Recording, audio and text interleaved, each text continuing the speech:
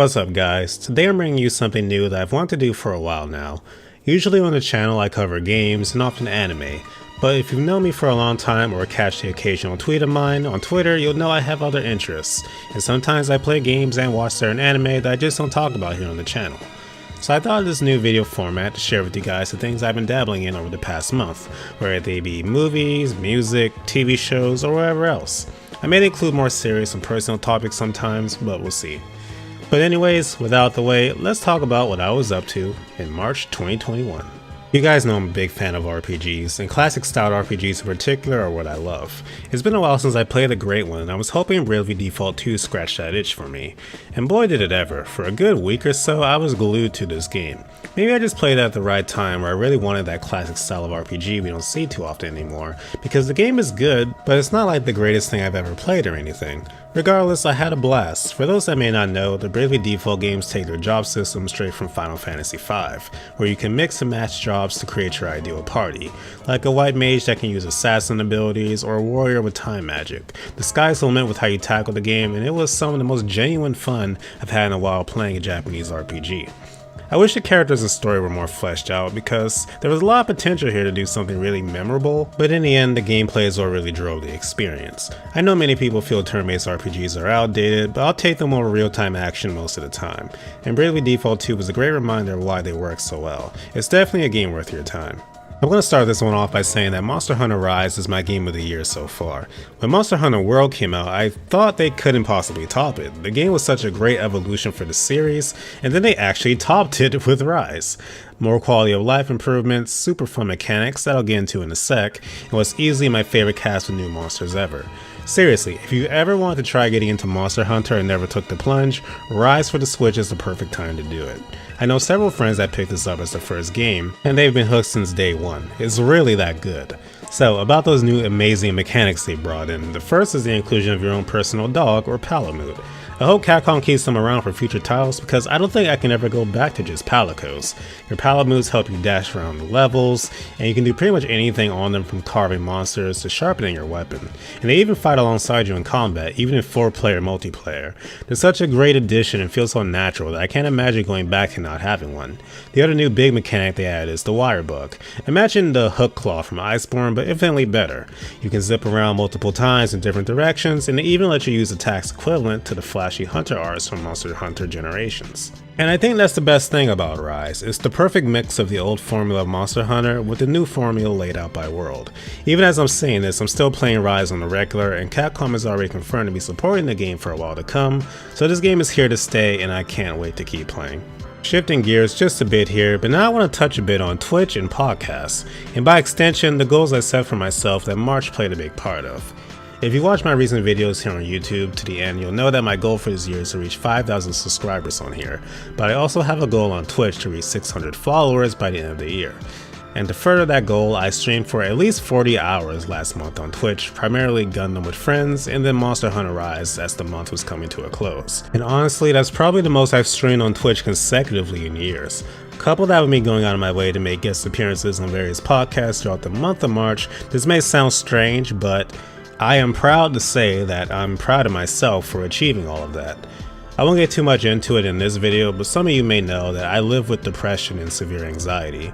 So putting myself out there like that when on certain days I had to force myself through severe anxiety pains and a lack of energy means a lot to me. It's a personal victory no one will ever congratulate me for or acknowledge, and one that many simply can't comprehend, but I did it and I'm proud of myself for achieving it. I'm gonna continue to push myself and hopefully it works out.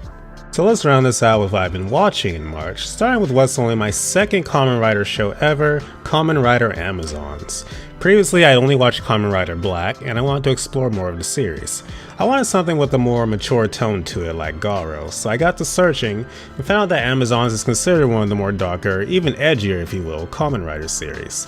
So I gave it a try, and though I'm not done yet, I actually really like it. A shady company has developed a virus that turns people into monsters, and it's up to a crack team of mercenaries to take them down. If this sounds familiar at all, it's pretty much the plot of Resident Evil. I've even affectionately started referring to it as Kamen Rider Resident Evil. But anyways, to no surprise, the main character ends up being one of these monsters known as Amazons. He has to deal with his newfound power and the question of whether he's still a human or not. It's not an original plot or anything, but it's done well enough here. One thing I found really interesting here is that the Kamen Riders in the universe aren't any different from the monsters they fight. What I mean by this is that instead of donning a suit like a Power Ranger, they're literally just turning into monsters as well, and their monster forms just happen to look like battle suits. It's a very minor detail, but I like it. I also want to mention the best character in the show, Jin. He's the anti-hero who plays by his own rules and lives free. Nothing new, but his actor does a really good job of making him likable, while sometimes wondering if you should be rooting for him or not. He's easily my favorite character, and I'm curious where his story goes from where I'm at. Now let's talk about wrestling. I know many people don't see the appeal of wrestling because it's, quote, fake, but that's not what wrestling is about. Wrestling is storytelling, and a unique form of it at that. If you want to really understand the appeal of wrestling, you should check out this well done video from Super Eyepatch Wolf, explaining why wrestling is such an amazing combat sport and form of storytelling. I'll post a link in the description below, it's more than worth the watch. But the specific wrestling I want to talk about today is the promotion AEW in their March pay-per-view, Revolution. It was the first pay-per-view I ever bought and watched live, so it was sort of a big deal for me. It was the culmination of various plot lines that had been brewing for months, and my investment was pretty high. It was the return of veteran wrestler Sting to the ring, and he along with his partner and their opponents put on an amazing cinematic match that sold the show for me. But besides that, the big main event that everyone was looking forward to was, and I kid you not when I tell you this, an exploding barbed wire death match. So to explain the absurdity of this simply, the regular ring ropes are lined with barbed wire rigged with explosives that go off whenever someone touches it. So if you get tossed into it, not only is your flesh getting ripped by barbed wire, a small explosion goes off in proximity to your body as well. Is it barbaric? Oh yeah, but that's just the crazy lengths wrestlers go to entertain us as fans. Now besides the rope rings, there's also beds of barbed wire around the ring sitting on top of minor explosive mines, and to top it all off, if the match doesn't conclude within a certain time limit, the freaking ring will explode with everyone in it.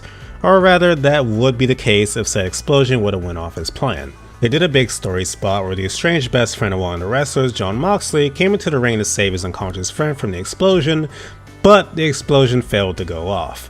So instead of everyone remembering the show for the phenomenal wrestling show that it was, all anyone talked about for days was the botched explosion. Now, while that sucked, AEW used that situation to their advantage and just made it part of the story going forward. And it's moments like this are one of the many reasons I really like wrestling as a whole. Things happen on the fly and you have to be quick to adapt because, as they say, the show must go on. But yeah, I just really enjoyed the show, and though it was unfortunate what happened at the end, it made things all the more interesting for it. Finally, let's talk about the one movie I watched in March, Kong Skull Island. See, I went into this movie with absolute zero expectations. Yeah, everyone knows who King Kong is, but I've never actually seen one of the films. I was mainly watching just to get ready for Godzilla vs. Kong, but not only did I end up liking the movie, it wound up being my favorite of the MonsterVerse movies. A big part of this being that I actually cared about and liked the human characters. I know a lot of people feel these movies are just about the kaiju doing their thing and that the humans aren't important. And I can enjoy a kaiju movie with forgettable characters, but this movie taught me that when the characters are solid, it really enhances the movie. Samuel L. Jackson and John C. Reilly's characters in particular steal the show, and Kong himself was entertaining to watch. Also, this movie has what may be the most mind-blowingly pointless and hilarious death I've ever seen in fiction. If you've seen the movie, you already know what death I'm referring to. As of this recording, I have seen Godzilla vs. Kong, but I'll save my thoughts on that for when I do the April 2021 edition of this video series. So that's a wrap for the first but not last edition of this new video series. Thank you guys that stuck with me to the end. Hope you enjoyed listening to me ramble on about random stuff. I don't expect these videos to get crazy views or anything. I primarily want to do this as a new outlet for things I want to talk about. As always, the goal for 2021 is to reach 5,000 subs here on YouTube, and with your help, I know we can do it. So leave a like and share this around with any friends you think would be interested. Thank you guys so much for watching. I'll see you later.